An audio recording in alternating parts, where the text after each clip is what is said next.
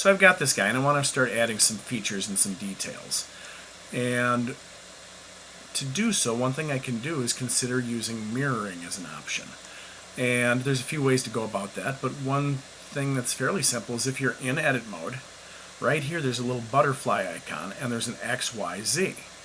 And if I were to select the X and grab some of the faces on one side of the mesh and G to grab and move them, we will see that the same thing happens on the other side as well. Now, this can apply in different ways too. I can do this on the Z-axis or the Y-axis. So if I grab some things here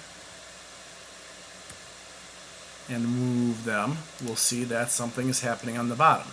Now, some things that are a little crazy and not necessarily creating geometry that we like, but the point is these are options that we can use to get greater detail in what we're trying to create.